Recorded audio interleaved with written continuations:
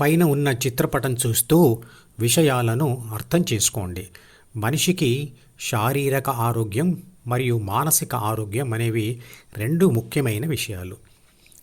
మనిషికి మానసిక దృఢత్వం మరియు శారీరక ఆరోగ్యం రెండూ ఉంటేనే శాంతి మరియు సుఖాలను పొందగలడు. జీవితంలో కలిగే జయాపజయాలు మనిషి ప్రయత్న బలం మరియు ప్రకృతి సహకారం మీద ఆధారపడి ఉంటాయి. ప్రకృతి సహకారం లేకపోతే మానసిక ఆరోగ్యం దెబ్బతింటుంది.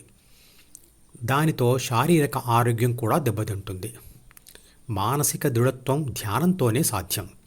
ఆ ధ్యానం చేయడానికి ముందు శరీరం ఆరోగ్యంగా దృఢంగా ఉండాలి. అందుకు ఆరోగ్యమైన ఆహారము, చేసే పనులు, శారీరక శ్రమ, నిద్ర, మెలకువ అన్నీ కూడా సమపాళ్లలో ఉండాలి. ఏదో ఒక అనారోగ్య కారణంగా శరీరం బాధింపబడుతూ ఉంటే ధ్యాస ధ్యానం మీద నిలవదు. చిత్రపటంలో చూపించిన ఏ అంటే ఆత్మ గాఢ నిద్రలో ఉంది అంటే అది తాను ఇంతకుముందు పట్టుకొని ఉన్న BCDEFలను వదిలివేసి ఉంది అని అర్థం. ABC మెలకువలో తన ధ్యాసను D1, E, F మరియు D1ల మధ్య తిప్పుతూ ఉంటుంది. ఉదాహరణకు ABC D1, EF ద్వారా పామును చూడడం, చూసిన వెంటనే అది ఏమిటో తెలుసుకోవడానికి తన ధ్యాసను D1లోని పాత సమాచారం మీదకి మళ్లించడం, నిర్ణయాన్ని తీసుకోవడం, ఆ నిర్ణయాన్ని Fలో అమలు చేయడం చాలా వేగంగా జరుగుతుంది.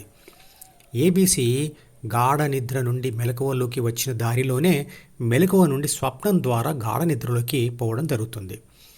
కానీ ABC DEF దారి వదిలి ధ్యానం చేస్తూ GH దారిలో వెళ్ళి హృదయంలో స్థిరంగా ఉన్నప్పుడు C మరియు Bల అవసరం ఉండదు కాబట్టి వాటిని వదిలి A హృదయంలో ఒంటరిగా మిగిలిపోతుంది. అదే స్థితప్రజ్ఞ అంటే.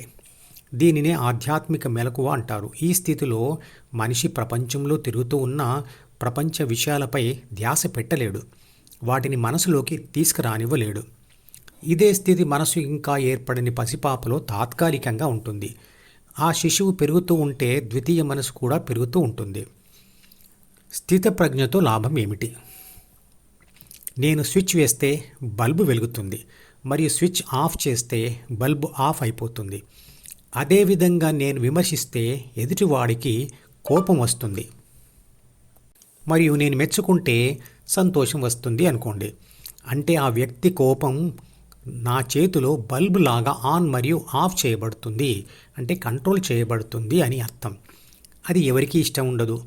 అందరూ స్వతంత్రంగా ఉండాలనుకుంటారు కదా. కోపం తెచ్చుకోవద్దు అనుకుంటూ కోపానికి వచ్చిన సంఘటనలు లేవా? గుర్తు తెచ్చుకోండి.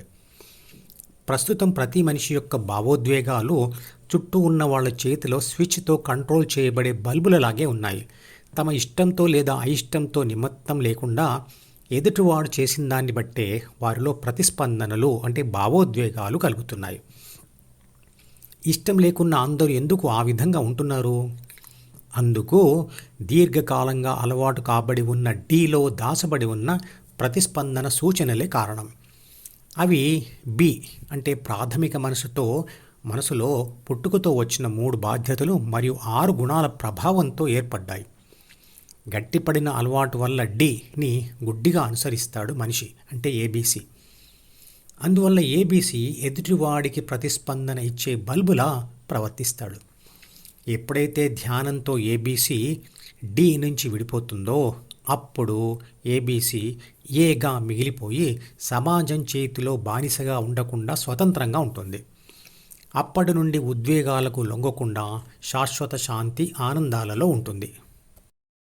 ఈ మధుపదం యూట్యూబ్ ఛానల్ వీడియోని సబ్స్క్రైబ్ చేసి గంట గుర్తును నొక్కి ఆల్ని సెలెక్ట్ చేసి ప్రతిరోజు యూట్యూబ్ ఓపెన్ చేసి అడుగున ఉన్న సబ్స్క్రిప్షన్ బటన్ నొక్కితే అన్ని లేటెస్ట్ వీడియోలు చూడవచ్చు.